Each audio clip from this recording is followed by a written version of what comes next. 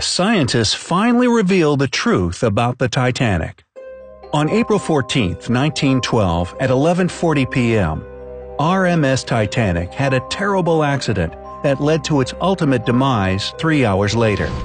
By 2:20 a.m. in the early morning of April 15th, the biggest ship of its time had completely disappeared under the ice-cold surface of the Atlantic Ocean. The Titanic took more than 1,500 lives with it as it sank to its watery grave. That's more than 2/3 of all the people on board.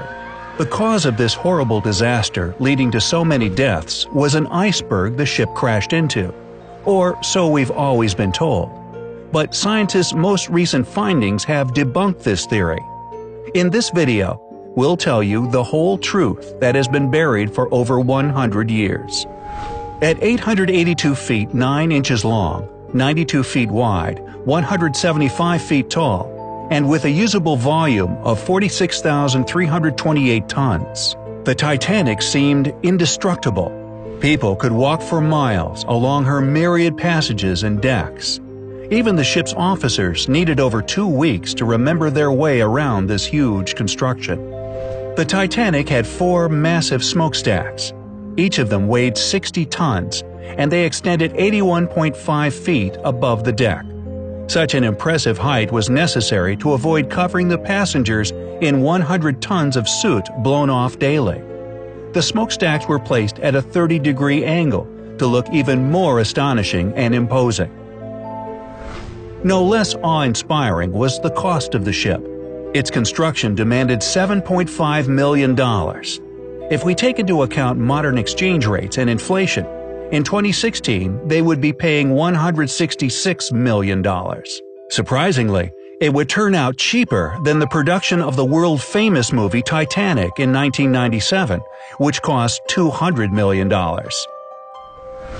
Harland & Wolff Shipyard took on 3,000 men to build the ship. Even with a huge labor force working 6 days a week from 6 in the morning, it still took 26 months to complete the monumental task. It was a difficult and dangerous work. Imagine doing something at the height of a 20-story building with no safety ropes. But these people needed money to support their families. The builders got £2 a week, which doesn't sound like much, but it was a competitive wage back then. Unfortunately, 8 people died during the building process, and 246 were injured. So it's really hard to fathom that such a complicated mechanism, with all the work, effort, and money spent on its creation, could just sink because of one iceberg. Well, new findings give us reason to believe that the original cause of the catastrophe was not ice, but fire.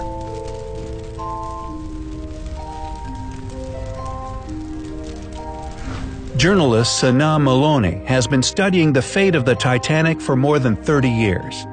It was he who discovered a huge 30-foot-long black spot on the hull of the ship.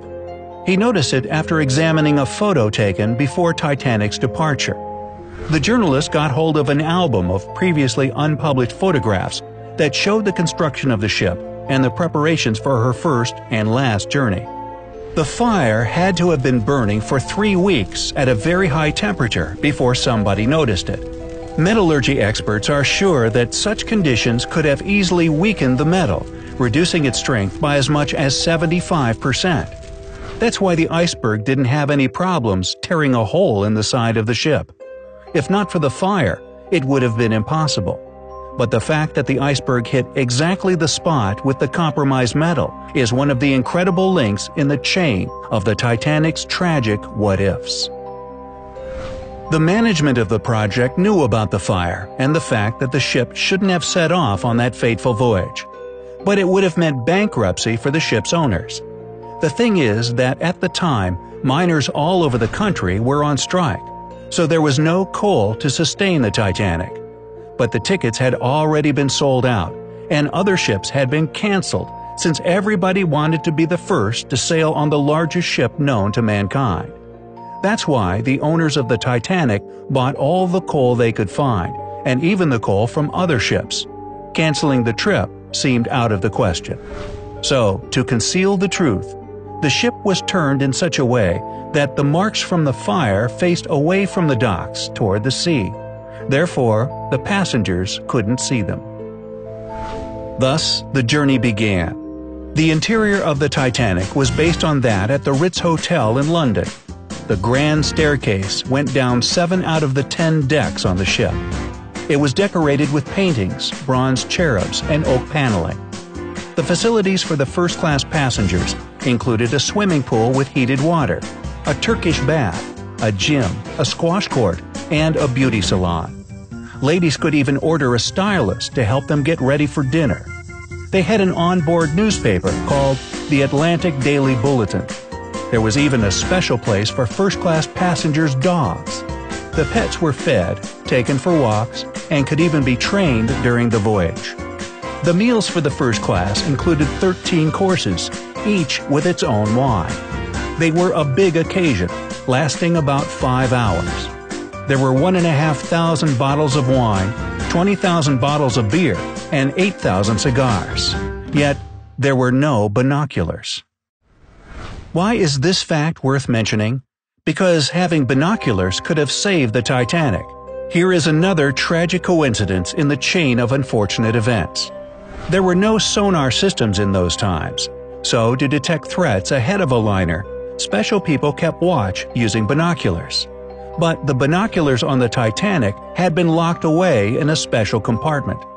The only person with the key to the locker, Second Officer David Blair, was replaced at the last minute. He was in such a hurry to leave the ship that he forgot to hand the key over to his replacement. This fateful forgetfulness was discovered only 3 days later when the ship was already at sea. If the crew had gotten the binoculars, they would have noticed the iceberg earlier and would have just enough time to avoid the crash.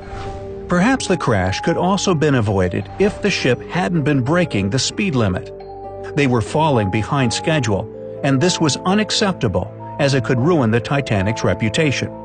That's why the ship was moving at a speed much higher than the one it was designed for. Another criminal negligence was connected with the lifeboats. In order to contain all the people on board, the Titanic needed about 60 lifeboats. The chief designer, Alexander Carlisle, planned to equip the ship with only 48 boats, but eventually the number was reduced even more to 20. This was done purely for cosmetic reasons, since the deck looked too cluttered with 48. These 20 boats could seat only 1/3 of all the people on the ship. Surprisingly, such a hugely insufficient amount of lifeboats was technically legal. According to the laws of that time, the number of boats depended not on the number of passengers, but on the tonnage of a ship. What's more, at the time of the Titanic's construction, lifeboat drills were standard practice on ocean liners. This way, the crew could prepare passengers for an emergency should it occur.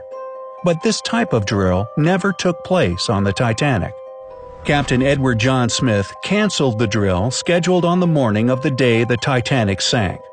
Nobody knows the reasons for his decision, especially considering the fact that other ships had been passing on warnings about ice in the water in that vicinity. Perhaps this is why it took the crew over a half an hour to launch the lifeboats instead of the standard 10 minutes. Some people also blame Captain Smith for allowing the first batch of lifeboats to leave half empty. The first boat, with 65 seats, contained just 27 passengers. Why weren't they packed full? In the beginning, people were reluctant to leave the ship and didn't realize that they were in grave danger. In 2012, researchers found out that Captain Smith had failed his first exam in navigation. Eventually he passed, but who knows? Maybe this too played its own role in the disaster. As the Titanic was sinking, the crew sent several distress signals. However, a ship sailing nearby, the Californian, ignored the emergency flare shot in the sky. The captain of the Californian later lost his job after this fact came out. But modern researchers have managed to prove his innocence. Well, better late than never. The reason nobody noticed the signals from the Titanic could be due to the phenomenon of light refraction. When layers of cold air are positioned below layers of warmer air, it causes thermal inversion. Thermal inversion, in turn, leads to the light refracting abnormally. In short, all this creates mirages, and such mirages had been recorded by several other ships sailing in that area. Historian Tim Malton is also convinced that light refraction that night could be the reason why the lookouts missed the iceberg completely. Criminal negligence, tragic and unfortunate chain of coincidences, fire or ice, whatever it was, it took the lives of hundreds of people and still keeps the minds of scientists busy to this day. What theory about the catastrophe do you believe? Share your opinion in the comments below.